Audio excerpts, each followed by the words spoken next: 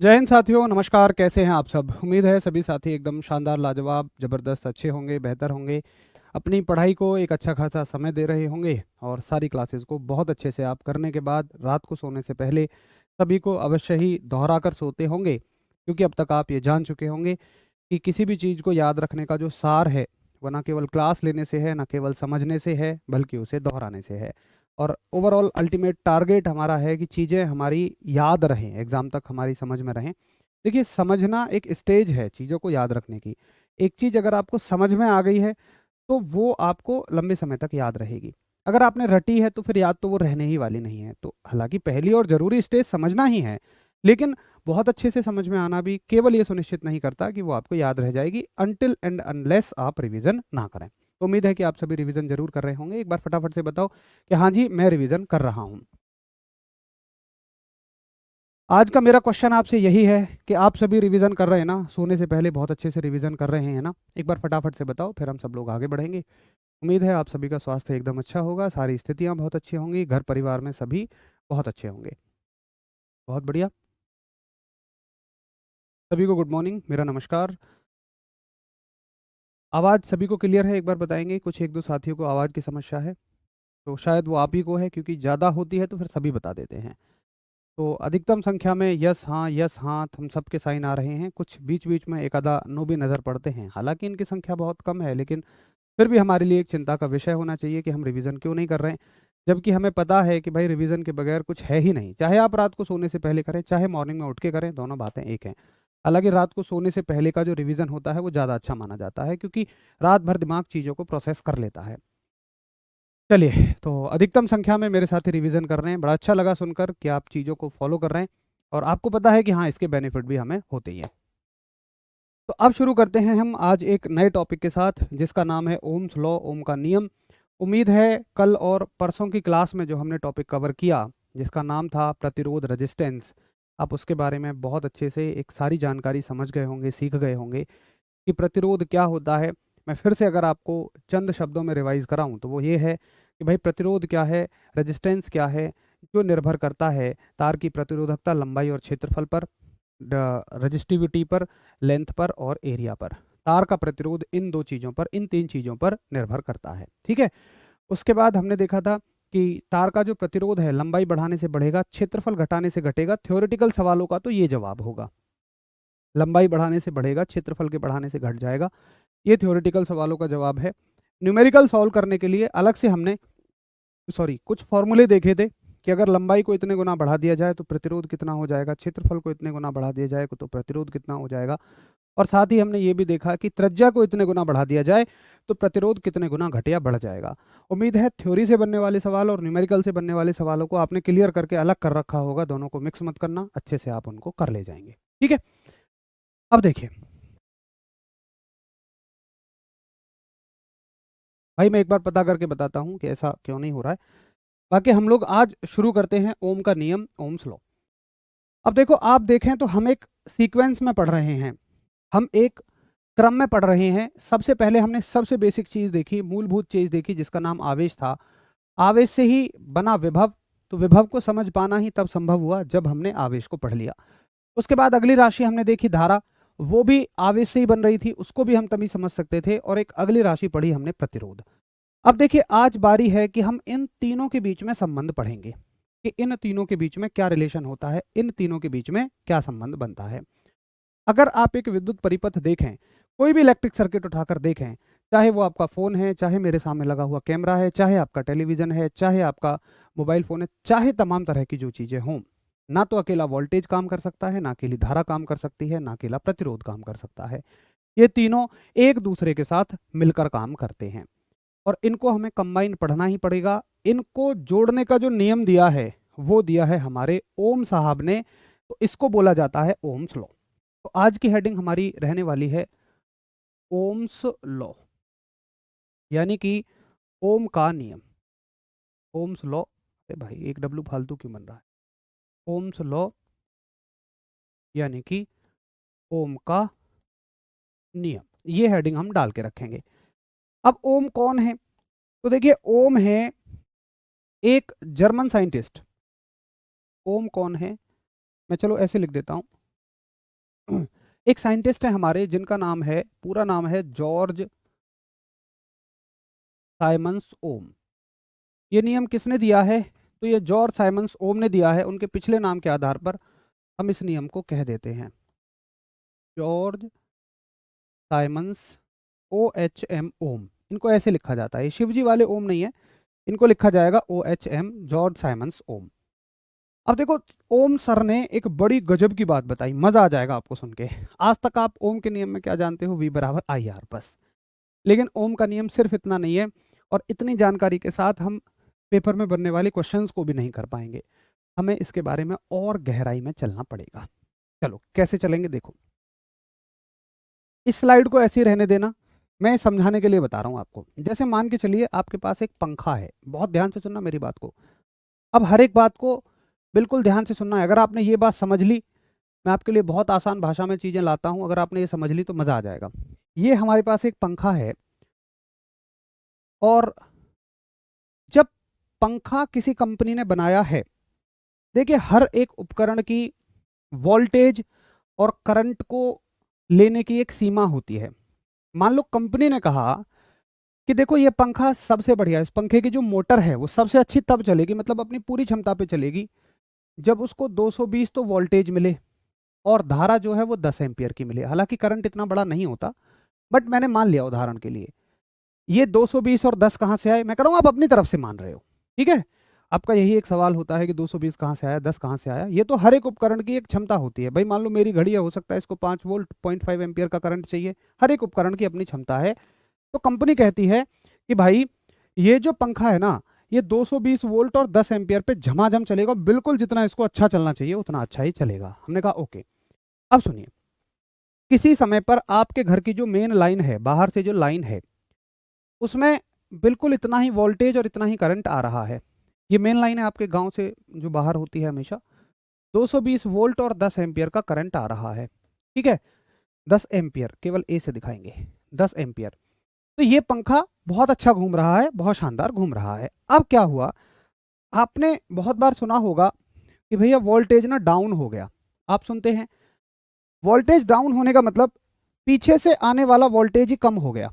ऐसा क्यों होता है, कैसे होता है, वो सब भूलो। बस भाई वोल्टेज कम आया और वोल्टेज हो गया 110, मतलब वो सीधा इसका आधा हो गया, ठीक है। अब सुनो, अगर वोल्टेज आधा होगा तो याद रखना कि बेशक करंट पीछे से पूरा आ रहा हो 10 एम्पियर। सुनो, यहां मान लो आपकी सप्लाई 110 वोल्ट और 10 एम्पियर, करंट उतना ही आ रहा हो, फॉर एग्जांपल कह रहा हूं मैं, करंट फिर भी उतना ही आ रहा हो, लेकिन आपका पंखा 10 एम्पियर लेगा ही नहीं। आपका पंखा जो है वो जितना वोल्टेज कम हुआ है, जैसे जितने का मतलब जितने गुना, आधा वोल्टेज हुआ है, तो भाई आपका पंखा जो है वो करंट भी आधा ही लेगा, चाहे पीछे से 10 एम्पियर आ रहा हो, फिर भी ये 5 एम्पियर मतलब आधा ही करंट लेगा। जितना वोल्टेज आधा होगा उतना ही करंट भी आधा हो जाएगा। तो ये बात बताई ओम साहब ने, क्योंकि सुनो, करंट अपने आप बढ़ ही नहीं सकता। मैंने आपको कल भी बताया था, करंट क्या है, एक पाइप में पानी, और प्रेशर क्या है, वोल्टेज। तो प्रेशर की वजह से तो पानी आगे बहेगा। तो करंट कब बहेगा, जब उसको पीछे से धक्का लगेगा। जब धक्का ही आधा हो गया तो भाई आधा ही तो पानी आगे जा पाएगा। ऐसे करके समझ लो। तो ये बात आपको समझ में आई। अब इतना इतना याद रखो कि किसी भी परिपथ में आपको काम की बात क्या याद रखनी है, कि किसी भी परिपथ में जिस अनुपात में वोल्टेज बदलता है उसी अनुपात में करंट भी बदल जाता है। अगर वोल्टेज डबल हो जाता, जैसे मान लीजिए वोल्टेज होता था 440 वोल्ट, ठीक है, मान लो वोल्टेज हो गया डबल, भाई 220 से कितना हो गया 440, तो दो गुना हो गया। तो भाई साहब फिर पीछे से आने वाला करंट भी दो गुना हो जाता, 10 की जगह कितना हो जाता, 20 एम्पियर हो जाता। तो क्या मैं ये कह सकता हूं कि वोल्टेज और करंट बराबर बढ़ रहे हैं? नहीं, ऐसा थोड़ी है कि 220 वोल्ट पर अगर 10 एम्पियर का करंट था और हमने देखा अगर ये वोल्टेज आधा हुआ तो करंट भी आपका आधा हुआ, तो ये थोड़ी कहोगे कि जितना वोल्टेज कम हुआ है उतना ही करंट भी कम हुआ है। नहीं भाई, वोल्टेज तो आप या तो ये कहो कि वोल्टेज आधा हुआ है, या ये कहो कि 110 वोल्ट कम हुआ है। अगर आप ये कहो कम हुआ है तो फिर आप ये कह रहे हो 110 वोल्ट कम हुआ है, तो करंट थोड़ा ना 110 कम हुआ है, करंट आधा हुआ है, या आप कहोगे 5 एम्पियर कम हुआ है। तो हम कभी ये नहीं कहते कि कितना कम हुआ है, हम सिर्फ ये कहते हैं कि भाई ये इतने गुना कम हुआ है, ठीक है। और इतने गुने का मतलब क्या होता है, आप ऐसे नहीं कह सकते हो कि वोल्टेज बराबर है करंट के, नहीं, आप कहोगे वोल्टेज डायरेक्टली प्रोपोर्शनल टू है करंट के। अब आपको ये बात झमाझम समझ में आ रही होगी।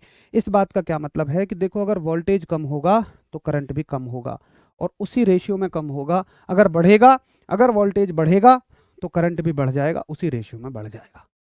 ये बात सभी को समझ आती है, सिर्फ इतनी सी बात है ओम का नियम। अब आगे की चीजों पे मत जाओ कि वोल्टेज बढ़ जाएगा, फैन 10 एम्पियर के करंट से चलेगा कि नहीं, वो छोड़ो आप, चलेगा नहीं चलेगा, फूकेगा मरेगा जलेगा, वो सब चीज़ों को भूल जाओ।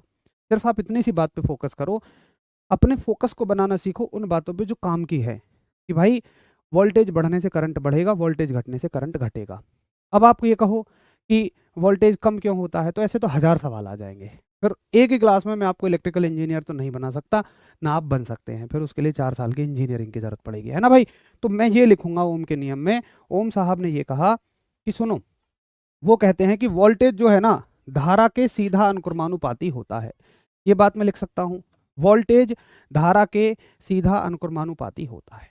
Voltage is directly proportional to current. लेकिन सुनो, एक साथी ने पूछा कि ओम सर, क्या कुछ भी हो जाए हमेशा ही ऐसा रहेगा?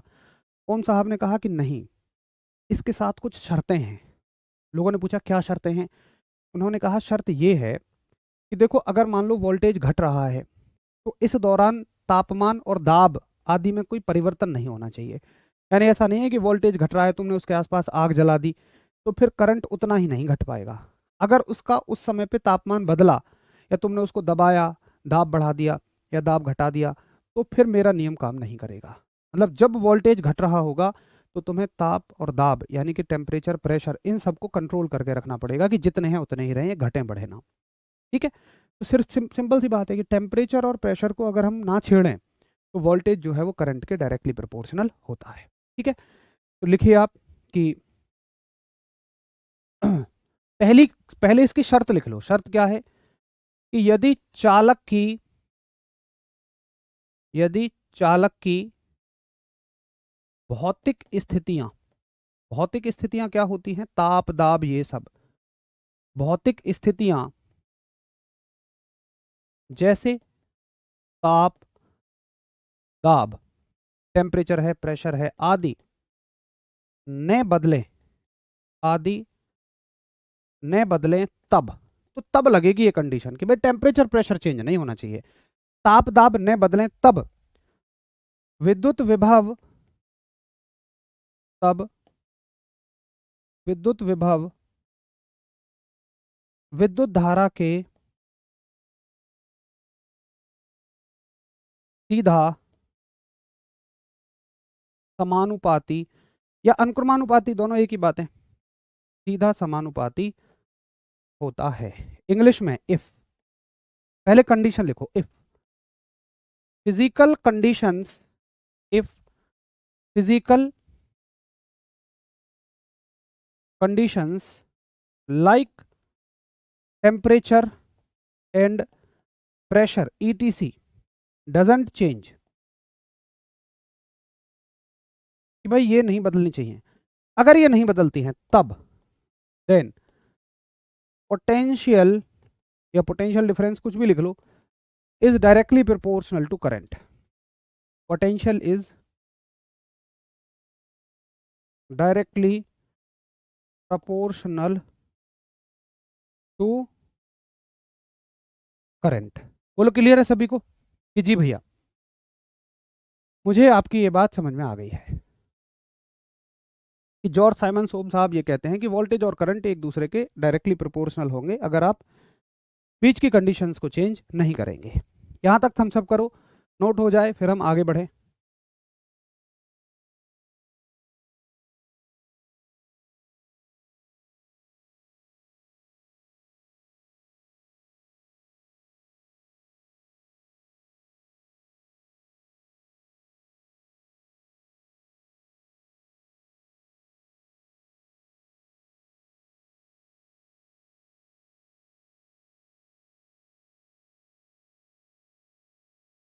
ठीक है, कोई दिक्कत नहीं। अब सुनो, तो हम इसको कैसे लिखेंगे आगे मैं इस बात को लिख लेता हूं मैथमेटिकली। अब हर एक लाइन को ना अटेंशन के साथ समझना, अगर आपने मेरे मुंह से निकलने वाले एक भी शब्द पर ध्यान नहीं दिया तो नहीं समझ में आएगा, इसलिए आपको मेरी हर एक बात को बहुत ध्यान से सुनना और समझना पड़ेगा।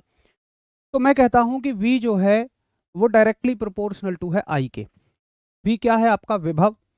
हालांकि बार बार ना बताना पड़े, मैं पहले बता भी चुका हूं, बट फिर भी मैं लिख देता हूं। पोटेंशियल। और I से क्या रिप्रेजेंट करते हैं हम? धारा, यानी कि करंट। ठीक है, अब सुनो। देखो, जब भी मुझे इससे एक सूत्र बनाना होता है तो मुझे इसकी जगह बराबर का निशान और एक नियतांक लगाना पड़ता है। हमने लगाया था पीछे कि जब भी आप इसको बराबर के निशान की टर्म में बदलोगे, क्योंकि सूत्र बराबर के निशान के साथ ही होता है, कभी आपने ऐसे सूत्र नहीं पढ़ा होगा, तो सूत्र में बदलने के लिए इसके साथ साथ मुझे एक नियतांक भी लगाना पड़ेगा। ठीक है, अब फिर से मुझे जरूरत पड़ी है नियतांक की। पीछे हमने कुछ एक सूत्र बनाया था तो हमने एक नियतांक देखा। अब नियतांक का मतलब क्या होता है? मैंने कहा कि नियतांक का मतलब एक ऐसा अंक है जो नियत रहे, एक ऐसी वैल्यू है जो कांस्टेंट रहे। लेकिन ऐसा नहीं है कि दुनिया जहान में कहीं कुछ भी होता रहे वो हमेशा ही नियत रहेगी, नहीं, वो शर्तों के साथ नियत रहती है और ये हर एक सूत्र के साथ अलग आती है। सुनो, इस सूत्र में क्या होगा ऐसा? मैंने यहां पूछा कि भाई देखो, वोल्टेज के बदलने से करंट बदल गया और मुझे इस प्रक्रिया में कि जब वोल्टेज बदल रहा हो तो करंट भी बदल रहेगा, लेकिन मुझे इस प्रक्रिया में एक ऐसा राशि चाहिए, एक ऐसी क्वांटिटी चाहिए कि जो नियत रहे। नियत का मतलब ये नहीं है कि तुम पंखे को तोड़ दो, मरोड़ दो, वो नियत रहे। पंखे को उठा के पानी में डाल दो, वो नियत रहे। पंखे में आग लगा दो, गर्म कर दो उसको, वो नियत रहे, नहीं। केवल शर्त इतनी सी है कि वो बस तब नियत रह ले कि जब वोल्टेज और करंट बदल रहे हों, तो वो ना बदले, बस तब के लिए नियत रह ले। क्योंकि जब नियतांक सामने बैठे हुए हैं, तुम कहोगे भाई कौन सा आएगा नियतांक, तो वो पूछेंगे पहले तुम अपनी शर्तें बताओ, क्योंकि हम में से कोई भी ऐसा नहीं है कि जो हमेशा नियत रहे। समझ गए? केवल कुछ शर्तों के साथ ही तो नियत रह सकता। मैंने कहा मुझे बहुत ज्यादा उम्मीदें नहीं है, बस वोल्टेज और धारा बदल रही हो। क्योंकि देखो भाई, वोल्टेज बदलेगा तो धारा बदले ही बदलेगी 100%। तो मैं ये ना कहूं कि वोल्टेज बदल रहा हो, मुझे दोनों ही कहना पड़ेगा कि वोल्टेज और धारा बदल रही हो, तो भाई बस तब नियत रह लियो। तो उनमें से सामने उठ के आता है, सुनो कौन? प्रतिरोध, रेजिस्टेंस। कि महाराज अगर वोल्टेज और करंट बदलेंगे तो मैं नियत रह लूंगा, मैं वादा करता हूं।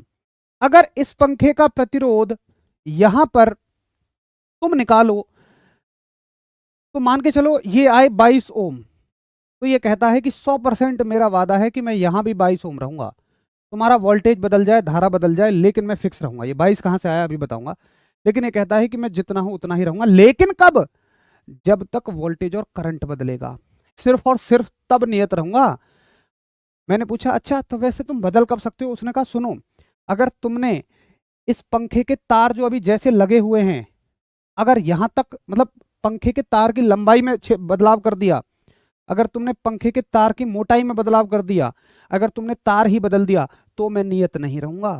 बोलो आ रही है बात समझ में? क्योंकि भाई इसका अपना जो ओरिजिनल फॉर्मूला है, इसका जो अपना ओरिजिनल सूत्र है वो ये है। ये कह रहा है ये। और देखो, टेम्परेचर में तो छेड़छाड़ करनी ही नहीं है, क्योंकि ओम का नियम भी तभी लागू है कि जब टेम्परेचर ना बदले। तो ये कहता है कि मत तो इनमें कोई बदलाव करना और मत ही टेम्परेचर में कोई बदलाव करना। मैंने कहा वादा रहा, ना इनमें कोई बदलाव करूंगा ना इनमें कोई बदलाव करूंगा, बस तुम वोल्टेज और करंट के बदलने पे नियत रह लेना। इसने कहा बिल्कुल तुम्हारे साथ हूं इस मामले में। तो अब आपको समझ में आया कि प्रतिरोध नियतांक होता है, लेकिन कुछ शर्तों के साथ है। ऐसा नहीं है कि दुनिया जहान में कुछ भी तुम कर दो ये हमेशा नियत रहेगा। आई बात आपको समझ में कि प्रतिरोध कब बदलता है कब नहीं बदलता है।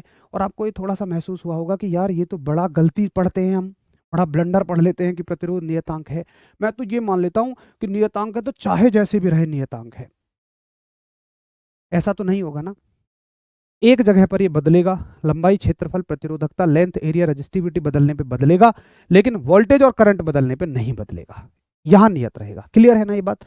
तो जब हम इसको बराबर के निशान में बदलेंगे तो मैं एक प्रतिरोध लाऊंगा और प्रतिरोध होता है R, और उसको किसके साथ सेट कर दूंगा? I के साथ। ऐसे नहीं पढ़ते हैं इसको हम, बस ऐसे लिखते हैं। I गुणा R कर लो या R गुणा I कर लो, 5 गुणा 2 कर लो, 2 गुणा 5, बात तो एक ही रहेगी। R क्या है? R है आपका एक नियतांक। R क्या है आपका? नियतांक, यानी कि कांस्टेंट। और इस नियतांक का नाम क्या है? तो वो है प्रतिरोध। अरे ये मत कह देना कि भैया इसका नाम तो नियतांक तो है, फिर इसका नाम कहाँ से आ गया। अरे मान लो 10 लड़के खड़े हैं, तो मैं ये कह सकता हूँ कि ये ग्रुप पूरा लड़कों का है, कह सकता हूँ, लेकिन हर लड़के का अलग नाम है। तो नियतांक तो बहुत सारे हैं, प्रतिरोधकता भी कल हमने पढ़ी, वो भी एक नियतांक, ये भी एक नियतांक है। नियतांक ढेरों सामने खड़े हुए हैं, लेकिन हर एक का अलग एक नाम है, ठीक है। और हर एक अपनी अलग जगह रखता है हर एक सूत्र में। तो आर एक नियतांक है, प्रतिरोध एक नियतांक है। और अगर हम यहाँ लिख लें तो बड़ा अच्छा रहेगा कि यहाँ पर नियतांक का अर्थ क्या है। एक सेकंड रुको, कि भाई यहाँ पर नियतांक का अर्थ है कि प्रतिरोध वोल्टेज तथा धारा के बदलने पर नहीं बदलता है। अगर यहां पर आप एक नोट डाल के लिख लें तो मजा ही आ जाएगा कि तार का प्रतिरोध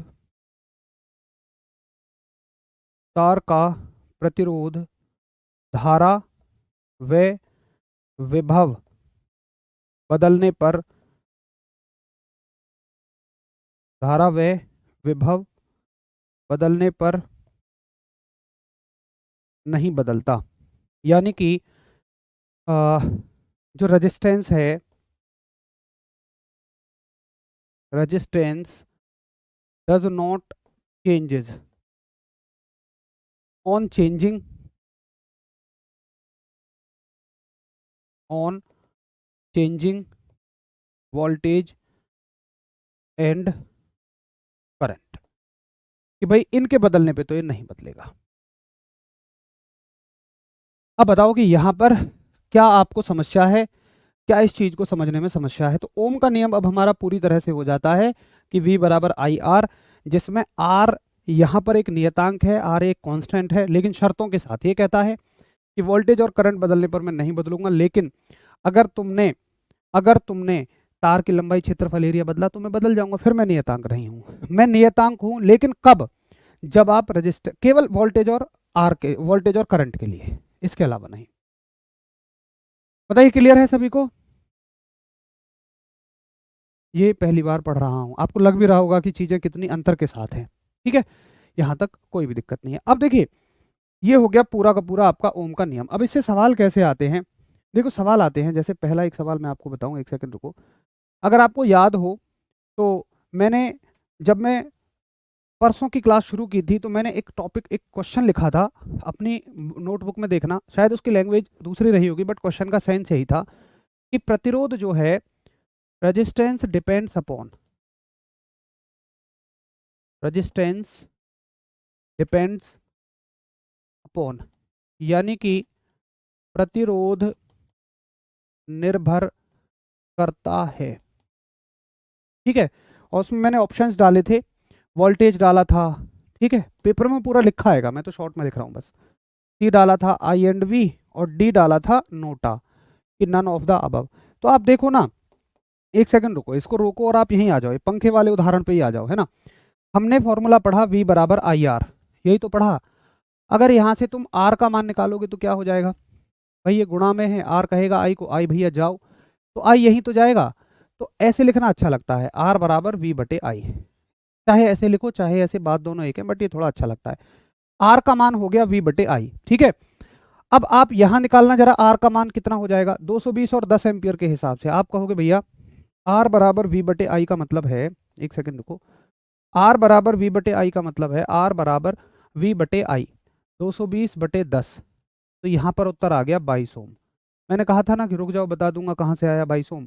आप यहाँ पर निकाल के देखो, आप 110 और 5 एम्पियर के हिसाब से निकाल कर देखो, तो आप कहोगे भैया जी R बराबर V बटे आई, V कितना है 110 और I कितना है 5, 5 से 22 बार कटेगा, यहाँ भी 22 ओम आएगा। आप 440 और 20 के हिसाब से निकाल कर देखो, R बराबर V बटे आई, तो V बटे आई इससे इतने बार कट जाएगा और 2 से 22 बार कट जाएगा, यहाँ भी 22 ओम आएगा। मतलब आप देखो ना कि वोल्टेज और करंट अगर एक अनुपात में बदले तो प्रतिरोध तो कभी नहीं बदलेगा, रेजिस्टेंस कभी नहीं बदलेगा, ये हमेशा कांस्टेंट रहेगा। आप यहाँ देखो, यहाँ भी 22 है, यहाँ भी 22 है, यहाँ भी 22 है। तो ये क्या क्या ये वोल्टेज और करंट पे डिपेंड करता है? नहीं। आप कहोगे जी नहीं, बेशक ये करंट और वोल्टेज के फॉर्मूले में आता है, बेशक इस फॉर्मूले में आता है, लेकिन इन पर डिपेंड ही नहीं करता है। सुनो क्यों नहीं करता है, क्योंकि अगर एक बदला, देखो क्यों नहीं डिपेंड करता है, समझो। एक अगर बदला मान लो ये बदला, ठीक है, ये चेंज हुआ तो ऑप्शन क्या है कि या तो ये चेंज हो या तो ये चेंज हो, तो तुरंत ही ये चेंज हो जाता है, इसको मौका ही नहीं मिलता कभी चेंज होने का। तो आर और वी के साथ तो ये चेंज नहीं होगा, यानी कि ये इन पर डिपेंड ही नहीं करता है। बोलो आया मजा? उम्मीद है सभी को क्लियर होगा। हाँ दुर्गेश, वो तो कुछ भी लिख सकते हैं हम। कुलदीप, में बिल्कुल न्यूमेरिकल वाली मैराथन का आप पार्ट 2 चाहते हैं, मुझे थोड़ा सा समय दो, क्योंकि मेरी थोड़ी सी समस्या है। 5 क्लास हो जाती है आपकी, फिर गवर्नमेंट जॉब भी है। ये मान लो कि सैटरडे संडे भी मेरी क्लासेस होती हैं। शनिवार रविवार जब आपके बैच में क्लास नहीं होती है, जिन पेड बैचेज में सैटरडे क्लास नहीं होती है, उनमें मेरी यूट्यूब पर दूसरे बैचों के लिए क्लास होती हैं, जिनको मैं पूरे हफ्ते समय नहीं दे पाता, फिर मैं उनकी सैटरडे संडे क्लास लगा लेता हूँ। तो मुझे जैसे ही थोड़ा सा टाइम मिलेगा मैं ज़रूर ले आऊँगा, और पेपर में काफ़ी समय है, निश्चिंत रहो, उस सीरीज़ में मैं आपके सारे न्यूमेरिकल करा दूंगा, है ना? ठीक है, तो आपको अच्छे से समझ लेना है कि भैया रेजिस्टेंस जो है वी और आई पर निर्भर ही नहीं करता है, ये तो रो एल और ए पर डिपेंड करता है। चलो अब कुछ क्वेश्चंस देखेंगे, है ना? एक क्वेश्चन जैसे आपका ये है, बताओ, ये आया है आरआरबी ग्रुप डी 6 सितंबर 2022, इस प्रश्न का उत्तर करिए।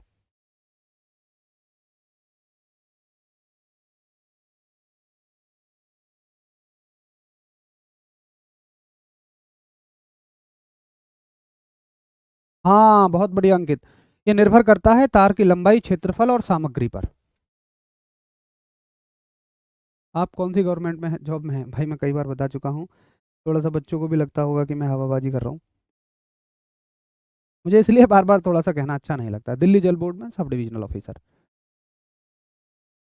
सर मैं एक जूनियर इलेक्ट्रीशियन हूँ, लेकिन ये चीज़ें पहली बार पढ़ रहा हूँ, अच्छा लगता है। थैंक यू भाई प्रदीप, बहुत बढ़िया, आपके तो और भी काम आएंगी फिर ये चीज़ें। वेरी गुड, ठीक है। तो ओम के नियम के अनुसार बताओ, ओम के नियम के अनुसार नियत ताप पर, नियत दाब पर, नियत स्थिति पर या नियत ताप पर कौन सा इनमें से सही है?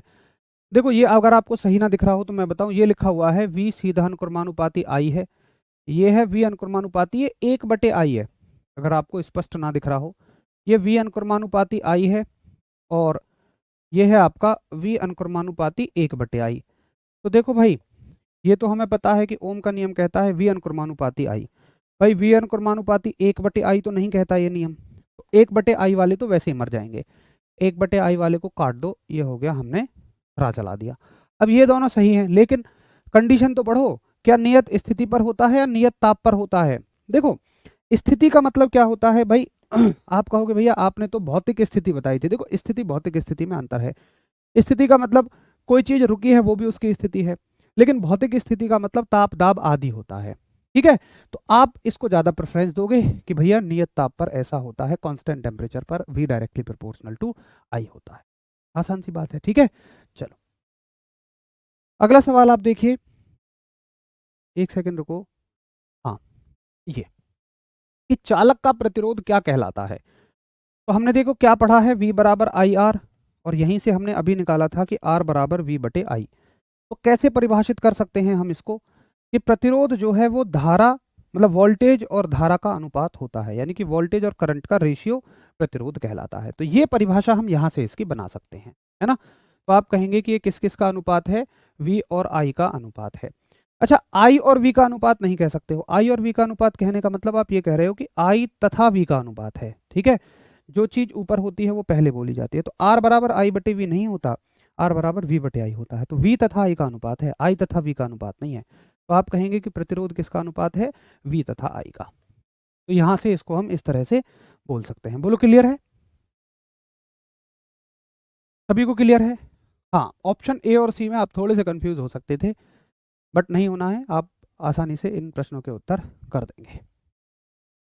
आगे देखिए, बताओ, इस क्वेश्चन का उत्तर बताइए कि ओम के नियम को गणितीय रूप में किस प्रकार निरूपित किया जाता है? यहाँ V विभवांतर है, I चालक से होकर प्रवाहित होने वाली धारा, और R प्रतिरोध है। तो ओम का नियम क्या है भाई? हमने पढ़ा है कि V बराबर आई आर, ठीक है, लेकिन यहाँ क्या है? V बराबर I/R थोड़ी हो जाएगा भाई, V बराबर आई आर ही तो होगा। हाँ, अगर हम I का मान निकालें यहाँ से, देखो हमें, मैं फिर से कहता हूं कि हमें एक चीज आनी चाहिए और उसको थोड़ा सा तोड़ना मरोड़ना आना चाहिए। तो हम बहुत सारी चीज़ें रटने से बच जाएंगे।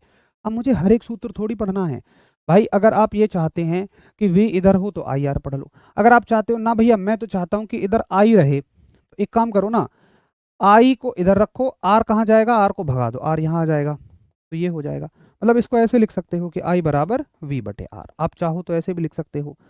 एक बच्चा कहता ना जी मैं तो इधर ना आर चाहूंगा, तो मैं कहूंगा बच्चे आर को इधर रोक ले, आई को भगा दे इधर, तो वी बटे आई बराबर कितना हो जाएगा, आर आ जाएगा।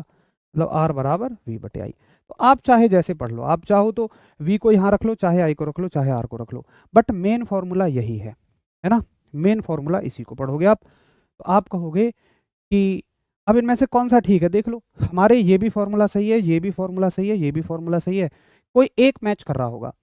आई बराबर आर की पावर 2 होंगी, नहीं। आई बराबर वी बटे आर, देख लो आई बराबर वी बटे आर, ये सही है। आई बराबर आर बटे वी तो नहीं होगा। तो आपको तोड़ना मरोड़ना आना चाहिए। अब मुझे ये नहीं है कि ये भी रटूं, ये भी रटूं, ये भी रटूं, नहीं, मैं सिर्फ ये याद करूंगा, जहां जैसा मुझे जरूरत पड़ेगी मैं उस हिसाब से उसको चेंज कर लूंगा। ऐसा कभी नहीं होगा कि पेपर में ये तीनों एक साथ आ जाएं, क्योंकि ये तो तीनों एक ही बात है। वेरी गुड, आपका बहुत सही उत्तर है और एक ही लय में भी उत्तर आ रहा है। आगे एक न्यूमेरिकल देख लो कि 100 ओम प्रतिरोध वाले चालक में 2 एम्पियर की प्रतिवर्ती धारा का प्रवाह होने से चालक पर विभवांतर निम्न में से कितना होगा। वो कहता है प्रतिरोध कितना है भाई, प्रतिरोध का सिंबल है आर, कितना है 100 ओम, चालक में 2 एम्पियर की प्रत्यावर्ती धारा, यानी कि करंट कितना है 2 एम्पियर, होने से विभवांतर कितना होगा, वी आपसे पूछा है। दुनिया का कोई सूत्र जो वी आई और आर के बीच में संबंध देता हो, केवल एक ही सूत्र है, वी बराबर आई आर। मुझे इससे ज़्यादा कुछ नहीं पता। तो साथी कहते हैं जी ये समझ नहीं आता कि फॉर्मूला कौन सा लगाऊंगा, तो मुझे बताओ तुम, इसके अलावा तुम मुझे बता दो। भाई कंफ्यूजन तो तब होता है जब तुम्हारी नज़र में 100 फॉर्मूले हों और पता नहीं चल पा रहा हो कौन सा लगाऊं। तुम मुझे इसके अलावा कोई सूत्र बता दो, और मुझे किसका मान निकालना है, वी का ही निकालना है। आई का मान है 2 और आर का मान है 100, तो ये हो जाएगा आपका 100 गुणा 2 200, और यूनिट क्या होती है वोल्ट, तो उत्तर आ जाएगा 200 वोल्ट, 200 वोल्ट। तो आप एक बार कॉन्सेप्ट को पकड़ लो, ये सारे प्रीवियस ईयर क्वेश्चन है और कैसे आपसे बनते जा रहे हैं, टक टक टक बनाते चले जा रहे हो आपने।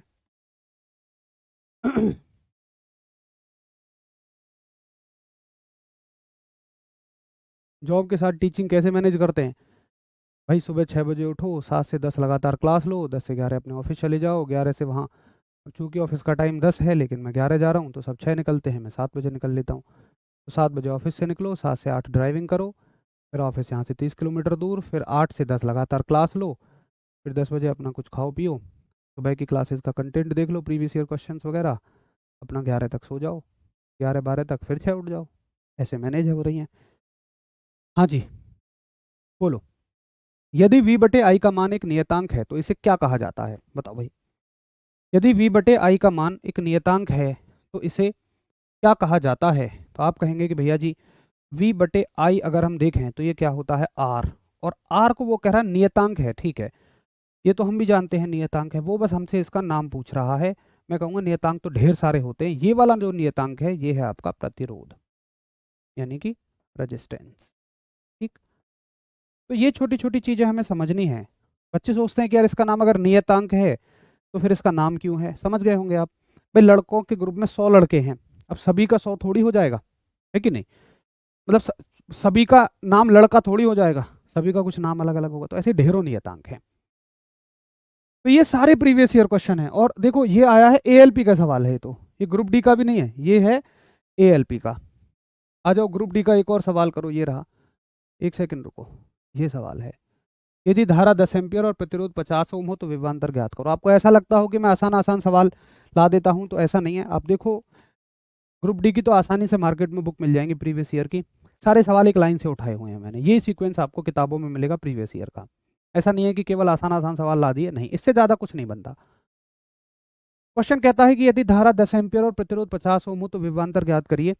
जो दिया है उसे लिख लो। क्या दिया है, धारा 10 एम्पियर, धारा का मात्रक, धारा को आई से दिखाते हैं 10 एम्पियर, रेजिस्टेंस कितना है आपका 50 ओम, तो विभवांतर ज्ञात करिए। तो V बराबर आई गुणा आर, आई कितना है 10 और आर कितना है 50, तो उत्तर हो जाएगा आपका 500 वोल्ट। आंसर आ गया 500 वोल्ट। क्लियर हो गया डी। बताइए कौन नहीं कर लेगा, सब कर लेंगे। आगे देखिए आप, ये रहा कि मतलब एक ही देखो ना, एक ही बात को कितने तरीके से घुमा सकता है वो। आप देखो कितने सारे क्वेश्चन बनते चले जा रहे हैं इस पे, एक ही बात को सिर्फ घुमाने का ही तो तरीका है। और बस यही चीज हमें आ जाए तो हमारा काम बन जाएगा। किसी चालक में प्रवाहित विद्युत धारा और विभवांतर के बीच क्या संबंध है? भाई विद्युत धारा और विभवांतर के बीच क्या संबंध है? देखो भाई, हम क्या पढ़ते हैं कि V बराबर आई आर। अब इनमें से कह रहा है वो कि आप ये बताओ I बटे V एक नियतांक है या V बटे I एक नियतांक है। देखो मेरे हिसाब से तो हम ये पढ़ते हैं कि भाई V बटे I को यहाँ नीचे ले आओ तो ये नियतांक बचता है। इतना तो ये समझ में आ ही जाता है कि भाई V बटे I जो है वो एक नियतांक है, V बटे I एक नियतांक है। भाई I बटे V एक नियतांक नहीं होगा, क्योंकि अगर तुम I बटे V करोगे, मान लो यहाँ उल्टा करोगे तो यहाँ भी उल्टा करना पड़ेगा। और उल्टा कैसे करोगे? R का उल्टा 1/R हो जाएगा, तब ये एक नियतांक थोड़ी बचेगा, ये तो कुछ और ही बन जाएगा। हम इसको ऐसे नहीं पढ़ते हैं, हम इसको पढ़ते हैं कि भाई V बटे आई जो है वो एक नियतांक है। तो कभी हमें इसे उल्टा या गलत सलत नहीं करना है।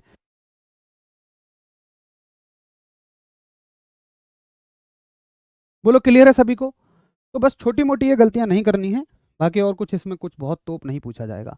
देखो एक बहुत प्यारा सा सवाल देखो, फिर से एक और सवाल देखो। ओम के नियम के अनुसार एक स्थिरांक है। देखो स्थिरांक या नियतांक एक ही बात है, समझो ना। स्थिर अंक है और नियत अंक का मतलब भी तो यही है भाई, कोई अंक स्थिर हो या नियत हो, दोनों एक ही तो बात है। इंग्लिश में तो दोनों ही बात मतलब एक ही बात लिखता है, कांस्टेंट। कांस्टेंट क्या होता है आपको पता है? भाई V बटे आई बराबर R जो है ये कांस्टेंट है। तो वो कह रहा है ये कांस्टेंट किसके बराबर है? आप कहोगे भैया जी V बटे आई के बराबर है, तो मतलब रटना नहीं है इन सारी चीजों को। आप कहते हो कि भैया आ, आप कहते हो कि भैया मुझे कैसे पता चलेगा कि क्या उत्तर करना है, तो वो आपको ऑप्शन देख के समझ में आ जाएगा। अब आर का तो बहुत कुछ बारे में पता है आपको, बट आपको क्या उत्तर करना है वो ऑप्शन देख के समझ में आ जाएगा। तो V बटे आई हो जाएगा, ये लो ए ऑप्शन हो जाएगा। ठीक है, अच्छा आगे आप देखो एक सेकंड, ये लो जैसे एक सवाल ये है कि विभवांतर और विद्युत धारा के बीच संबंध की खोज किसने की थी? तो आपको पता है कि भाई V और I के बीच जो संबंध होता है V बराबर आई आर, इसकी खोज किसने की थी? तो ये थे हमारे जॉर्ज साइमंस ओम। ये कोई बहुत मुश्किल क्वेश्चन नहीं होगा, बहुत आराम से कर देंगे, है ना। आपने आज बैच लिया है तो भाई बिल्कुल शुरू से क्लास रख करो, बीच में से मत जुड़िए। बीच में से जुड़ेंगे तो थोड़ा सा मुश्किल हो जाएगा आपके लिए। अगला सवाल देखो कि कौन सा नियम एक चालक में संभावित अंतर वर्तमान प्रवाह के बीच संबंध को दर्शाता है? अब देखो मतलब हो सकता है कि आपको इसे पढ़ के बहुत ज़्यादा समझ में ना आए, लेकिन ऐसे भी सवाल आते हैं जिनमें हमें थोड़ा सा अपना दिमाग का इस्तेमाल करना पड़ेगा। अब देखो संभावित अंतर का मतलब वो कह रहा है विभवांतर, और प्रवाह का मतलब वो कह रहा है धारा का प्रवाह। तो विभवांतर और धारा के प्रवाह में कौन संबंध देता है? तो फिर आपको समझना पड़ेगा कि ये कहीं ना कहीं इनडायरेक्टली ओम के नियम की बात कर रहा है। इसमें तो चलो साफ समझ में आ रहा है कि पोटेंशियल डिफरेंस है और करंट फ्लो है। इंग्लिश में तो क्लियर समझ में आ रहा है, बट थोड़ा हिंदी में नहीं समझ में आ रहा है। भाई लती यादव आवाज़ बिल्कुल क्लियर है, नहीं होती तो बच्चों के कमेंट आ जाते हैं। देखो जब आवाज़ क्लियर नहीं होती है तो सारे बच्चों की क्लियर नहीं होती है, फिर मेरी तरफ से कोई फॉल्ट है उसमें बच्चों के कमेंट आ जाते हैं, मैं तुरंत सही कर देता हूँ। अगर मेरी तरफ से कुछ ऐसा नहीं कहा जा रहा कि आवाज़ गलत है, कुछ भी है, आवाज़ पर कोई प्रतिक्रिया नहीं दी जा रही, तो समझ लेना आपकी तरफ से कोई फॉल्ट है फिर वो, क्योंकि सभी को सही जा रही है आपको नहीं जा रही है, तो फिर आपकी तरफ से ही फॉल्ट है। अगर ऐसा हुआ करे तो कमेंट रिपीट मत किया करो, परेशान मत हुआ करो, अपने फ़ोन वगैरह या ईयरफोन वगैरह को चेक कर लिया करो। अगर मेरी तरफ से होगी तो बच्चे कमेंट करते हैं सारे, मुझे पता लग जाता है। ठीक है भैया जी, अच्छा चलो इस सवाल का उत्तर करो, ये रहा। करते जाओ फटाफट कि यदि कॉइल का प्रतिरोध 750 ओम है, ये 750 ही है ना पक्का? चलो देख लेंगे एक बार, कभी कभी टाइपिंग में मिस्टेक हो जाती है, क्योंकि 750 बहुत बड़ी वैल्यू है प्रतिरोध के लिए, प्रैक्टिकली थोड़ा सा कम पॉसिबल है। 750 ओम है तो 220 वोल्ट के स्रोत से वोल्टेज कितना है? 220 वोल्ट। हीटर कॉइल कितनी धारा प्रवाहित होगी? धारा आपसे पूछी है। अब तो आपको याद हो गया होगा भाई, मैं तो एक ही फॉर्मूला याद करूंगा, V बराबर आई आर। V का मान कितना है? 220। I का मान मुझे निकालना है, R का मान कितना है? 750। I का मान अगर निकालना है तो 220, और ये कहाँ जाएगा? भाग में, ये हो जाएगा 750 बराबर I। अब भाई जीरो से जीरो कट जाएगी, I बराबर है 22/75। अब आपको जैसे भाग करना आता हो वैसे कर लेना, अगर कुछ भी नहीं आता है तो फिर बच्चों वाले तरीके से कर लेना। 75 में 22 का भाग, जिनको अच्छा आता है वो फटाफट से कर दो यहीं से, जिनको नहीं आता है वो बच्चों वाले तरीके से करो। 0 पॉइंट यहाँ एक जीरो बढ़ जाएगी, कितने बार चला जाएगा? 3 बार चला जाएगा, हाँ। 3 पंजे 15 का 5, हासिल 1। देखो एक बार, 3 बार फिर मेरे हिसाब से नहीं जाएगा, 3 सत्ते 21 और 1 22, ये 225 हो जाएगा ना, 3 बार नहीं जाएगा, फिर ये 2 बार जाएगा।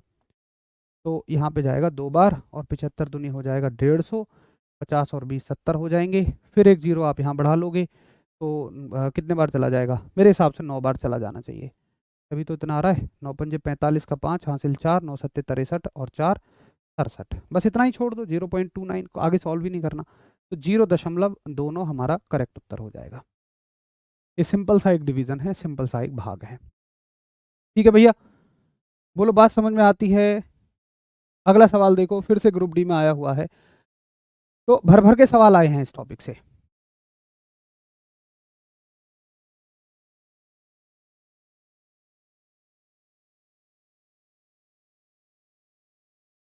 क्वेश्चन है, निम्न में से कौन सा नियम किसी धात्विक तार में से प्रवाहित होने वाली धारा और इसके सिरों के बीच विभवांतर के बीच के संबंध को दर्शाता है? अब ये सवाल मैं आपको होमवर्क में देता हूं, है ना, बिल्कुल सेम सवाल है, तो कुछ सवाल जो बिल्कुल सेम है मैं आपको होमवर्क में देता हूं। बस यहां तक ये क्वेश्चन हो गए, तो यहां तक आप इजीली इन क्वेश्चंस को कर सकते हैं। अब देखो एक क्वेश्चन, ये देखो एक अच्छा सवाल देखो, ये कहता है यदि इलेक्ट्रिक हीटर के टर्मिनलों के बीच विभवांतर 6 वोल्ट है, वोल्टेज कितना दे रखा है? 6 वोल्ट। इसको दूसरे कलर से बना लेते हैं, वोल्टेज कितना दे रखा है? 6 वोल्ट। जब यह स्रोत से 4 एम्पियर की धारा प्राप्त करता है, अगर 60 वोल्ट है तो ये कहता है कि धारा कितनी आती है इसमें? 4 एम्पियर। यदि विभवांतर बढ़कर 150 वोल्ट हो जाता है, अब ये कहता है कि भैया जी विभवांतर बढ़कर हो गया 150 वोल्ट, तो हीटर के द्वारा प्राप्त की जाने वाली धारा कितनी होगी? तो बताओ कितनी धारा वो प्राप्त करेगा? अब देखो ये तो हमें पता था कि भाई जिस अनुपात में वोल्टेज बढ़ता है उसी अनुपात में धारा भी बढ़ जाती है। चलो अगर ये 120 होता तो मैं टक से निकाल लेता कि 60 दूनी 120, तो यहाँ भी मैं 4 दूनी 8 कर देता, लेकिन अभी थोड़ा सा कम समझ में आ रहा है कि 60 से 150 हुआ तो कितने गुना हुआ। अब देखो उसके लिए मैं आपको एक सूत्र बताता हूँ, उसके लिए क्या करो कि दो वोल्टेज हैं तो दोनों वोल्टेजों को ऐसे लिखो, और दो धाराएं हैं तो उनको ऐसे लिख लो, इसको मानो V1 और इसको मानो V2, इसको मानो I1 और इसको मान लो I2। निकालने का बड़ा सरल तरीका, तो V1 बटे V2, ये V1 है ये V2 है, बस ऐसे ही रखना कि 1 के साथ 1 रखना, मतलब ऐसे रखना है ना कि देखो 60 पे धारा कितनी है? 4, तो 150 पे निकालनी है। एक अनुपात का नियम ही तो हम लगा रहे हैं, बस मैथ में आपने पढ़ा होगा, 60 पे 4 है तो 150 पे कितनी है, बस ये चीज़ निकाल रहे हैं, 0 से 0 कट जाएगी। है बटे 15 को कैसे सॉल्व करोगे? देखो मैं आपको, अगर आप और इसको सिंपल बनाना चाहते हैं तो कॉमन संख्या कौन सी है दोनों में? आप कहोगे 3, 3 से 2 बार, 3 से 5 बार, ये बच गया 2 बटे 5, तो 2 बटे 5 बराबर 4 बटे I2। अब अगर तुम्हें I2 का मान निकालना है तो यहाँ करते हैं हम कैंची की गुणा, यहाँ गुणा कर दो, यहाँ गुणा कर दो, 2 में गुणा होगी I2 की, ठीक है, और 5 में गुणा होगी 4 की। अब अगर I2 का मान निकालना है तो आपको पता है कि I2 कहेगा 2 से 2 भैया जाओ इधर, तो 2 के पास क्या ऑप्शन है कि वो यहाँ जाए। अब 5 चौके 20 और 20 बटे 2, और ये कितना हो जाएगा? 10 एम्पियर। तो उत्तर आ जाएगा 10 एम्पियर। कि 60 पे 150 हुई है तो 4 पे 10 हो जाएगा। ठीक है, सभी कर लेंगे, बहुत बढ़िया। तो यहाँ तक के सारे सवाल हम बहुत आराम से कर सकते हैं। अगर सभी को क्लियर है तो फिर एक लास्ट टॉपिक इसमें हम पढ़ेंगे, और वो है कि V व I के बीच ग्राफ। अब V और I के आप नाम समझ गए होंगे ना, कि V है वोल्टेज और I है धारा, तो आप कहेंगे कि graph between V and I। देखो हो सकता है कि आपको ग्राफ की एक अच्छी समझ ना हो, लेकिन इस टॉपिक के लिए हमें ग्राफ की समझ की ज़रूरत ही नहीं है, तो हम इस चक्कर में नहीं पढ़ेंगे कि ग्राफ क्या होते हैं, कैसे होते हैं, क्यों हुआ, क्या हुआ, नहीं। बस आप ये मान लो कि भाई ऐसा हुआ है और इसी से ऐसे ही सवाल आएगा बस। तो कुछ चीज़ें जहाँ जरूरी है गहराई में पढ़ेंगे, जैसे आप देखो मैंने प्रतिरोध को कितना गहराई में पढ़ाया है, लेकिन इस टॉपिक के लिए गहराई की जरूरत नहीं है, ऊपर ऊपर से पढ़ेंगे, हमारा काम हो जाएगा। देखो जब भी कुछ राशि ऐसी हो कि V सीधा अनुक्रमानुपाती है I के, और उनका ग्राफ आपसे पूछा जाए, ग्राफ में क्या करते हैं हम, यहाँ पर लेते हैं इस वाली राशि को और यहाँ पर लेते हैं इस वाली राशि को। अगर ऐसा संबंध है कहीं भी आपको ऐसा संबंध दिखे तो आप कह देना इन दोनों के बीच का जो ग्राफ है ये एक सरल रेखा जाएगा, जो कि यहाँ से भी 45 डिग्री का कोण बना रहा होगा और यहाँ से भी 45 डिग्री का कोण बना रहा होगा। ये 45 कहाँ से आया, वो सारी चीज़ें भूल जाओ, बस याद रख लेना कि V व I के बीच का जो ग्राफ है ये कैसा है, एक सरल रेखा, यानी कि एक सीधी रेखा है। सरल रेखा का मतलब सीधी रेखा। सीधी रेखा कितने डिग्री के कोण पर, 45 डिग्री के कोण पर। ठीक है, बस इतनी सी बात याद रख लेना कि स्ट्रेट लाइन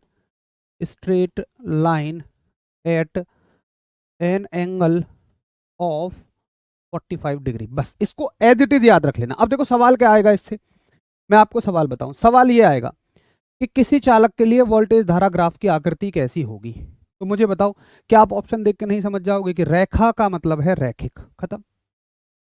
बोलो यस और नो। तो मैं कह रहा हूं कि इसकी गहराई में ज्यादा जाने की जरूरत नहीं है, वहां से कोई गहरा सवाल बनेगा ही नहीं।